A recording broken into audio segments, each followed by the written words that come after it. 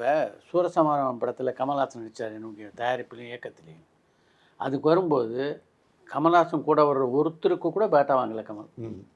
அவர் சம்பளம் மட்டும்தான். அவங்களது பூரா அவர் தான் பார்த்துக்கிட்டார். அவருடைய மேக்கப் மேன் ஆகட்டும், ஹேர் ட்ரெஸ்ஸர் ஆகட்டும், எல்லா சம்பளமும் அவர் தான் கொடுத்தாரு. சத்யராஜ் சார் கூட அப்படி தான் பண்ணுவாங்க, கேள்விப்பட்டிருக்கேன். ஆமாம் ஆமாம் அப்படிதான். ஆமாம் ஆமாம். சில நடிகர்கள் இருக்காங்க, அவங்க அந்த காலகட்டத்திலே வாங்கிட்டே கிடையாது. இப்போ தான் அது வந்து ரொம்ப அது பெரிய வியாதிமான ரொம்ப, அதாவது தயாரிப்பாளர் தாங்க முடியாத அளவுக்கு பண்ணிட்டாங்க. அவங்க கூட 5 பேர் வராங்கன்னா நம்ம கூட 6 பேர் வரணும்னா. நான் இப்போ அதுவும் சொன்ன ஒரு நடிகர் இன்னைக்கு முன்னணி ஹீரோ 25 கோடி 30 கோடி சம்பளம் வாங்குறாரு. அவரோட டெய்லி வந்து இருந்துட்டு இந்த ஹேர் ஸ்டைல் பண்ணுறவங்க வருவாராம். டெய்லி 25,000 பேட்டாவான். ஏன்னா டெய்லியே அவங்க கட்டிங் பண்ணுறாங்க. 30 நாள் ஷூட்டிங் இருந்தால் 30 நாள் அவரை கூட்டிகிட்டு வருவாராம். அவர் வருவாராம், அவருக்கு 25,000 பேட்டா கொடுக்கணுமா. அப்புறம் இவங்க இன்றைக்கி வர்றது வந்துட்டு ரேஞ்ச் ரோவர்லேயும் இதுலேயும் தான் வர்றாங்க. அந்த வண்டி இருந்துட்டு இன்னும் நம்ம நேராக போய் ப்ரொடியூசர்கிட்ட பெட்ரோல் பேட்டா என்னன்னா, அதாவது தயாரிப்பாளர் தலையில் எப்படித்தான் மிளகாய் இருக்கிறதுன்னு ஒரு விவசாயே கிடையாதா? தயாரிப்பாளர் நம்ம அதான் சொல்கிறேன், தயாரிப்பாளருங்கிற மரியாதையே இல்லாமல் தயாரிப்பாளர் வந்து ஒரு ஏடிஎம் மிஷின் இவங்க நினச்சிக்கிட்டாங்க. இன்றைக்கி இருக்கிற முன்னணி ஹீரோக்கள், எனக்கு தெரிஞ்சு இந்த 10 முன்னணி ஹீரோக்கள் மட்டுமில்லை, ஹீரோக்கள், ஹீரோயின்கள், ஒளிப்பதிவாளர்கள், ஸ்டன் மாஸ்டர்கள் எல்லாருமே, ஸ்டன் மாஸ்டர்லாம் பார்த்தீங்கன்னு சொன்னால் இன்றைக்கி இருக்கிற சம்பளம் வந்து கோடிக்கணக்கில் சம்பளம் வாங்குற ஸ்டன் மாஸ்டர் வந்துட்டாங்க. ஆமாம். ஸோ எல்லா செக்மெண்ட்டுமே நீங்கள் என்ன பண்ணுறீங்கன்னு சொல்லிட்டுனா தயாரிப்பாளரை போட்டு புளிஞ்சு எடுக்கிறீங்க. அப்போ தயாரிப்பாளர் காணாமல் போயிடுறாரு. தயாரிப்பாளர் இல்லைன்னு டோட்டல் இண்டஸ்ட்ரியே கிடையாது. அது ஏன் இவங்க எல்லாம் புரிஞ்சிக்க மாட்டேங்கிறாங்க, எனக்கு புரிய மாட்டேங்குது. இப்போ நாங்கள் ஏன் தயாரிப்பாளரோட பேச்சுவார்த்தைக்கு போய் உட்காந்துன்னு சொல்லிட்டுனா தயாரிப்பாளருங்கிற இனமே அழிஞ்சிட்டு இருக்குது. எங்கேயோ ஒரு 3-4 கார்பரேட் கம்பெனிக்காரர் தான் படம் எடுத்துட்டு இருக்காங்க ஒழிய இண்டிவிஜுவல் தயாரிப்பாளருங்கிறது அநேகமாக தமிழ் சினிமாவில் இல்லைங்கிற நிலைமை கொண்டு வந்துட்டாங்க. ஆமாம் ஆயிடுச்சு. ஏன் விட்டாங்க? ஒரு படம் எடுத்தீங்கன்னா 200 கோடி 150 கோடி எங்கே போய் கடன் வாங்குறது? யார் வீட்டில் பணம் வச்சிருக்கிறா? இல்லை பேங்க்கில் பணம் வச்சிருக்காங்களா? அந்த மாதிரி 100 கோடி 150 கோடி வச்சிருக்க ஒரு ஆளை காட்டுங்க தமிழ்நாட்டில். சினிமாவில் இண்டஸ்ட்ரிக்கால ஒரு ஆள் கூட கிடையாது. அப்போ எப்படி இண்டஸ்ட்ரி நல்லா இருக்கும்? இண்டஸ்ட்ரி நல்லா இருக்கணும்னா இப்போ தெலுங்கில் நான் கேள்விப்பட்டிருக்கேன், அட்வான்ஸ் மட்டும் தான் வாங்குவோம். அட்வான்ஸ் மீன்ஸ் ஜஸ்ட் ஒரு டோக்கன். அப்புறம் கடைசியில் தான் சம்பளம் வாங்குவாங்க. ஆமாம். சில பேர் வந்து பர்சன்டேஜோட பண்ணுறாங்க. அந்த மாதிரி எந்த முறையுமே தமிழ் சினிமாவில் கிடையாது. தமிழ் சினிமாவில் இருக்கிற அத்தனை ஹீரோக்களும், சில ஹீரோக்கள் பெரிய ஹீரோன்னு கூட இன்றைக்கி சொல்கிற ஹீரோக்கள் கூட மொத்த படம் வந்தால் தான் முதல் நாள் ஷூட்டிங்கே வருவாங்களாம். இதெல்லாம் எந்த விதத்தில் நியாயம் எனக்கு புரியல. நீங்கள் வந்து அதாவது அந்த தயாரிப்பாளர் வந்து ஒரு 150-200 கோடி ரூபா பட்ஜெட் படத்துக்கு அவர் ஒரு 10 கோடி ரூபா வச்சிருப்பார், 5 கோடி வச்சிருப்பார். மீதெல்லாம் வெளியில் பார்கெயின் பண்ணுவார், இல்லை பேங்க்ல. அவருக்கு முதல் நாளே நீங்கள் 100 கோடி ரூபா சம்பளம், 100 கோடி மொத்தமாக கொடு அப்படின்னு கேட்டிங்கன்னா அந்த 100 கோடி டே ஒன்லேயும் இன்ட்ரெஸ்ட் ஆரம்பிச்சிருது. படத்தை வேறு 1.5 வருஷம் பண்ணுறீங்க. உங்களால் 1 வருஷம் 1.5 வருஷம் எல்லாம் படமே எடுத்து முடிச்சு கொடுக்க முடியாது. இந்த நிலையெல்லாம் இப்போ வந்தது தான். இப்போ 80ஸ்லாம் இது கிடையாது. 80ஸே வேண்டாங்க. 2000 எனக்கு தெரிஞ்சு 2003-4 வரைக்கும் இந்த முறையெல்லாம் கிடையாது. 2005க்கு அப்புறம் தான் இந்த முறையை வர ஆரம்பிச்சது. சிவாஜி நம்ம படத்தில் 2 படம் நடித்தார். படம் முடிஞ்சு 1 மாதம் நம்ம பணம் கொடுக்க போனால் கூட அடுத்த மாதம் வாங்கிக்கிறேன்னு 30 நாள் கழிச்செல்லாம் கொடுத்துருக்காங்க சார். சிவாஜி படத்துக்கு ரஜினி சார் இருந்துட்டு சும்மா பேருக்கு சரவண சார்கிட்ட 100 ரூபாயா 1000 ரூபாயோ சம்திங் வாங்கிட்டு படம் முடிஞ்சதுக்கப்புறம் சரவண சார்கிட்ட கேட்டிருக்காரு பிஸ்னஸ்லாம் ஆயிடுச்சான்னு. சரவண சார் இன்னும் ஆரம்பிக்கல, இப்போ தான் ஆரம்பிக்க போயிருக்காரு. நீங்கள் பிஸ்னஸ் முடிச்சுட்டு அப்புறம் எனக்கு சம்பளம் கொடுங்க அப்படின்ட்டாங்க. ஏன்னா இதை எங்கள் சரவண சாரே சொன்னது. ஸோ இந்த மாதிரி வந்துட்டு நாங்கள் தான் அந்த படத்தை கோயம்புத்தூர் வாங்கியிருந்தோம்.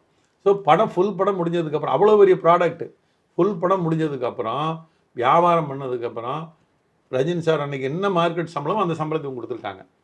ஏன்னா எந்த தயாரிப்பாளரும் அந்த இவங்களெல்லாம் ஒன்றும் ஏமாத்தணுங்கிற இடத்துல ஒருத்தர் தொழிலுக்கு வர்றது கிடையாது.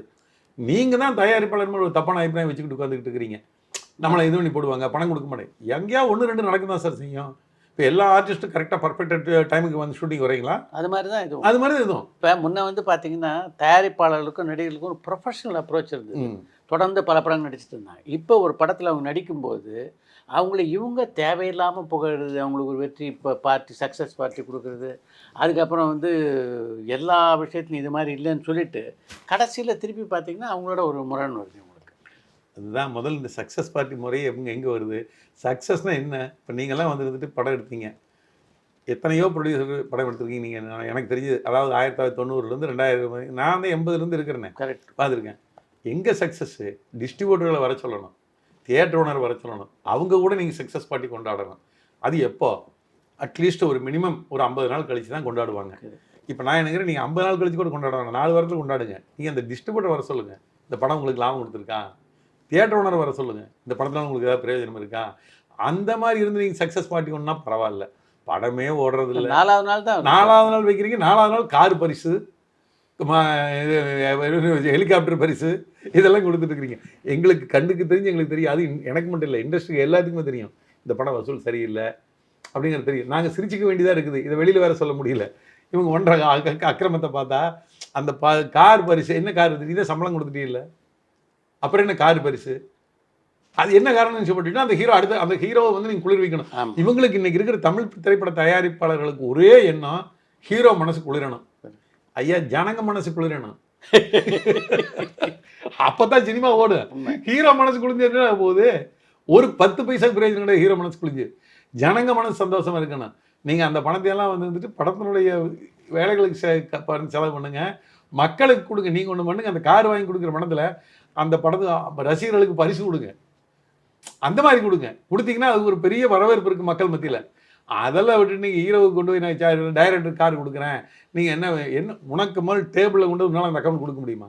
உனக்கு அந்த படத்தில் லாபம் இருக்கணும். எங்களுக்கு தெரியும் கண்டிப்பாக உனக்கு லாபம் கிடையாது. லாபம் இல்லாத இடத்துக்கு கூட கார் வாங்கி கொடுக்குறீங்க. அப்புறம் எங்கே போய் இண்டஸ்ட்ரி நல்லா இருக்குது. நீங்கள் நம்முடைய நிகழ்ச்சியிலேயே சொல்லியிருந்தீங்க, லட்சக்கணக்கில் வாங்கின சில படங்கள் பல லட்சம், அதாவது 10 மடங்கு 15 மடங்குலாம் லாபத்தை உங்களுக்கு பெற்று தந்திருக்கு அப்படின்னு. இப்போ சினிமா இருக்கிற சூழ்நிலையில் அது மாதிரி ஒரு விநியோகத்தில் லாபம் அடையக்கூடிய வாய்ப்பு இருக்கா? விநியோகஸ்தரே இல்லையா? அப்புறம் தான் விநியோகத்தில் எனக்கு தெரிஞ்சு இப்போ தமிழ்நாடு வாங்குறாங்க யாராவது ஒருத்தர் ரெண்டு பேர் தான், அதுவும் நிறைய பேர் கிடையாது. மற்றபடி எந்த விநியோகத்திலும் படம் வாங்க வர்றதில்லை. இப்போ நாங்கள்லாம் பார்த்தீங்கன்னா, நான் ஒரு உதாரணத்துக்கு ஒரு 10 விநியோகஸ்தர் உங்களுக்கு சொல்கிறேன்னு கேட்டுங்க. இப்போ என்னை எடுத்துக்கங்க, மதுரை அன்பு ஜெலியன் எடுத்துங்க, மதுரை அழகர் எடுத்துங்க, கோயம்புத்தூர் மன்னார் எடுத்துங்க, எஸ்பிஎம் சீன் எடுத்துங்க, தென்காசி பிரதாப் எடுத்துங்க, திருச்சி நம்ம பிரான்சிஸ் எடுத்துங்க, இங்கே வந்துங்க இந்த படூர் ரமேஷ், இந்த மாதிரி நிறைய ஒரு 10 பேர் இருக்கிறோம். நாங்கள் யாருமே படம் வாங்குறது இல்லை, யாருமே வந்து விலைக்கு பெருசாக படம் வாங்குறது கிடையாது. என்னன்னா கண்டிப்பாக நஷ்டம்னு தெரியுது. இவங்க சொல்கிற விலைக்கு உறுதியாக ஒர்க் அவுட் ஆகாது. அப்போ எங்கே போய் நம்ம இன்வெஸ்ட் பண்ணுறது? உறுதியாக நஷ்டமாகிற தொழில் யாராவது விரும்பி செய்வாங்களா? இப்போ ஆர்பி சௌத்ரியோ ஒரு ஏவிஎம் சரவணன் சாரோ இல்லை ஒரு ஆனந்த ஃபிலிம் சுரேஷோ பணம் இல்லாமல் படம் எடுக்காமல் இருக்காங்க. இவங்க எல்லாத்துலேயும் பணம் இருக்குது, ஏன் படம் எடுக்கல? கண்டிப்பாக நஷ்டம் தெரியும் ப்ரொடக்ஷனுக்கு போனால். இப்போ சௌத்ரி சார் எங்கிட்ட சொன்னார், 100வது படம் ஒரு பெரிய ஹீரோ வச்சு நான் பண்ணணும் அப்படின்னு சொல்லி சொன்னார். நான் சொன்னேன் வேணாம் சார் அப்படின்னு. ஏன்னு கேட்டார். சார் நீங்கள் பெரிய ஹீரோ விட்டு போனீங்கன்னா 300 கோடி பட்ஜெட் வரும் ஆச்சா. இப்போ நீங்கள் ஒரு 85-90 படத்துக்கு மேலே எடுத்துட்டார் அவர். ரொம்ப சௌரியமாக இருக்கார், எந்த குறையில கடவுள் புண்ணியத்தில். ஏன்னா நானும் அவர் 40 வருஷமாக 35 வருஷம் நண்பர்கள், 2 பேர் பார்ட்னர்ஷிப்லேயே வந்து நாங்கள் ஃபைனான்ஸ் பண்ணிகிட்டு இருக்கிறோம். இன்றைக்கு வரைக்கும் 2 பேரும் ரொம்ப நெருங்க நண்பர்கள் இருக்கோம். அவருக்கு நான் சொன்னேன், சார் வேணாம் சார் அப்படின்னு. ஏன் வேணாங்கிறீங்க அப்படின்னு கேட்டார்.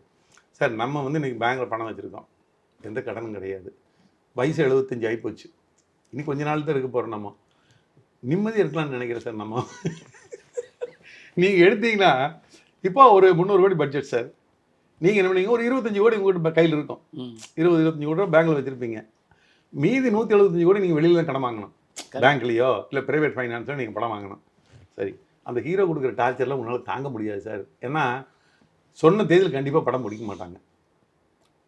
சொன்ன தேதியில் இவங்க யார் படம் முடிச்சதோ சரித்திரமே கிடையாது இந்த 10 வருஷத்தில். நாளை தள்ளிட்டு போவாங்க. ஒரு 300 கோடி ரூபா பட்ஜெட்டை ஒரு ஏப்ரலில் ரிலீஸ்ன்னு சொல்லி போட்டு செப்டம்பருக்கு கொண்டு போனீங்கன்னா ஏப்ரல், மே, ஜூன், ஜூலை, ஆகஸ்ட், செப்டம்பர் 6 மாதம் தள்ளுறீங்க. அந்த 300 கோடி ரூபா படத்துக்கு ஒரு 200 கோடி ரூபா அந்த தயாரிப்பில் இன்வெஸ்ட் பண்ணியிருப்பார். உங்களுக்கு கொடுத்த சம்பளம், டைரக்டர் கொடுத்த சம்பளம், ப்ரொடக்ஷன் காஸ்ட்டு மற்றெல்லாம் பார்த்து 200 கோடி இன்வெஸ்ட் பண்ணியிருப்பார். அந்த ஏஸ் ஆன் டேட் 200 கோடிக்கு 6 மாதத்துக்கு இன்ட்ரெஸ்ட் போடுங்க. நீங்கள் ஜாஸ்தி பேங்க் இன்ட்ரெஸ்ட் போடுங்க சார். நான் சொல்கிறது நீங்கள் வந்து வேறு வெளியில் வாங்கினீங்கன்னா பேங்க் இன்ட்ரெஸ்ட் 1% இன்ட்ரெஸ்ட் போட்டிங்கன்னா கூட 200 கோடிக்கு 2 ரூபா வட்டி, 2 கோடி ரூபா வட்டி ஆச்சு. 6 மாதத்துல 12 கோடி ரூபா எக்ஸ்ட்ரா கொடுக்கணும். 12 கோடிங்கிறது என்ன சின்ன பணமா? ஸோ இதுலேயே வந்து ப்ரொடியூசருக்கு பிபி வந்துடும்.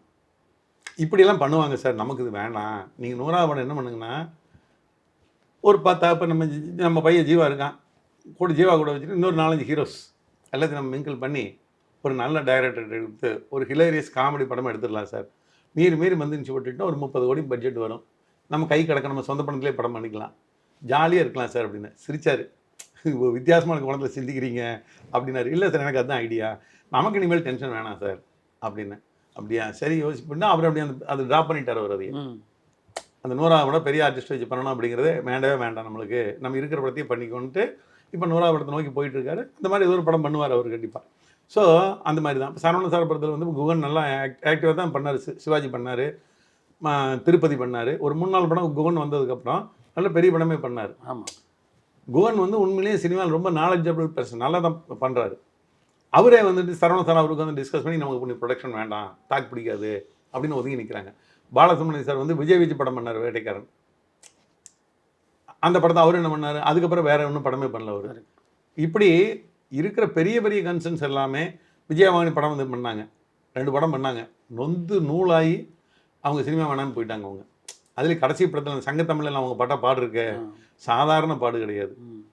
பெரிய அளவில் அவங்களுக்கு அந்த படத்தில் லாஸ் ஆகி எல்லாம் இதாகிடுச்சு. ஸோ நல்ல ப்ரொடியூசர்ஸ் யாரையும் இவங்க வாழ வைக்கிறது இல்லை. அப்போ நல்ல ப்ரொடியூசர்ஸ் சொல்ல வர்றதில்லை. அடுத்தது யார் வர்றாங்க, ஒன்லி கார்பரேட் கம்பெனிங்க.